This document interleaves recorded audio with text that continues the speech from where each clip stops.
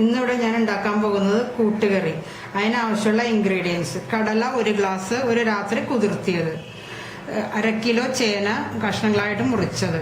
അതിനാവശ്യമുള്ള സാധനങ്ങൾ: എണ്ണ ആവശ്യത്തിന്, ഉപ്പും ആവശ്യത്തിന്, 3 സ്പൂൺ മുളക് പൊടി, 4 സ്പൂണ് മല്ലിപ്പൊടി, 1/4 മഞ്ഞൾപ്പൊടി, 1/4 ഗരം മസാല, 1/4 കുരുമുളക്, ഒരു 3 വലിയ തക്കാളി, 2 വലിയ സവാള, ആവശ്യത്തിനുള്ള 1 സ്പൂൺ ഇഞ്ചി, വെളുത്തുള്ളി, കറിവേപ്പില, 1 മുറി തേങ്ങ.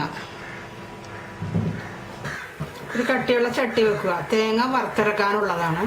തേങ്ങ ഇട്ടിട്ടുണ്ട്. നന്നായിട്ട് മൊരിഞ്ഞ് ബ്രൗൺ കളർ ആവണ വരെ ഇളക്കിക്കൊണ്ടിരിക്കുക.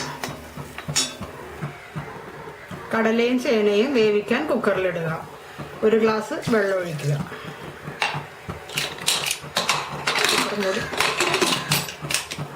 സ്റ്റൗവിൽ വെക്കുക.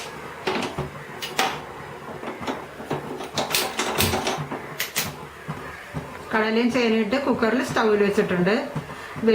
വിസിലടിച്ചു കഴിഞ്ഞിട്ട് സിമ്മിൽ വെക്കുക. 10 മിനിറ്റ് കഴിഞ്ഞ് ഓഫ് ചെയ്യുക. തേങ്ങ ബ്രൗൺ കളറായി. ഇനി 1 സ്പൂണ് വെളിച്ചെണ്ണ ഒഴിച്ചു കൊടുക്കുക. 3 സ്പൂണ് മുളക് പൊടി, 4 സ്പൂണ് മല്ലിപ്പൊടി.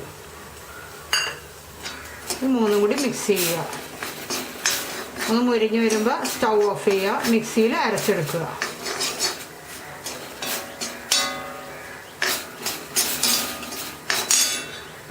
സവാള ചെറുതായിട്ട് അരിഞ്ഞത്, ആവശ്യത്തിന് കറിവേപ്പില, തക്കാളി നീളത്തിൽ മുറിച്ചത്, ഇഞ്ചി വെളുത്തുള്ളി പേസ്റ്റ്, തേങ്ങ വറുത്തരച്ചത്. ഇനി ഒരു ചട്ടി, കട്ടിയുള്ള ചട്ടി വെക്കുക. അതിൽ ആവശ്യത്തിന് എണ്ണ ഒഴിക്കുക. കറിവേപ്പില ഇടുക, സവാള ഇടുക.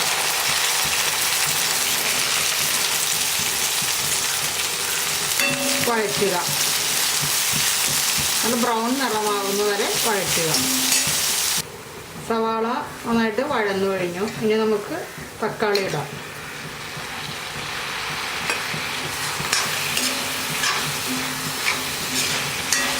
തക്കാളി നന്നായിട്ട് വെന്ത് ഉടയണവരെ ഇളക്കുക. തക്കാളി വഴന്നു തുടങ്ങി. അതിനകത്ത് എണ്ണ വന്നു തുടങ്ങി. ഇനി അതിലേക്ക് നമുക്ക് ഇഞ്ചി വെളുത്തുള്ളി പേസ്റ്റ് ചേർക്കാം. നന്നായിട്ട് മിക്സ് ചെയ്യാം.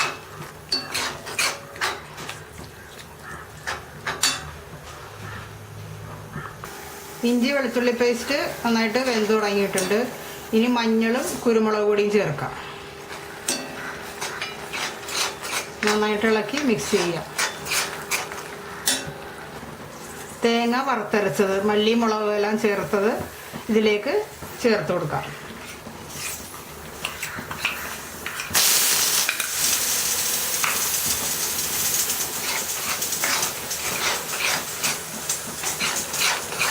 മിക്സ് ചെയ്ത്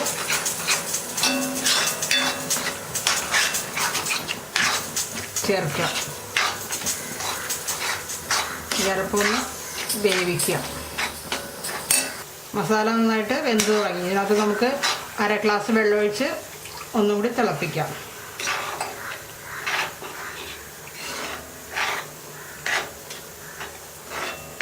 നന്നായിട്ട് തിളപ്പിക്കുക. കറി നന്നായിട്ട് തിളച്ചു തുടങ്ങി.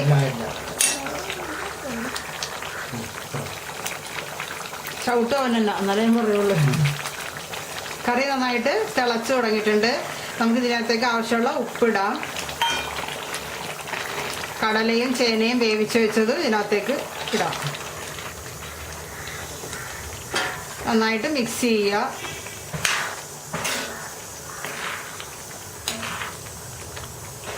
ഇത് നന്നായിട്ട് വെന്ത് കുറുകി കഴിയുമ്പോൾ സ്റ്റൗ ഓഫ് ചെയ്യാം. മല്ലിയില ആവശ്യമുള്ളവർക്ക് ഇടാം.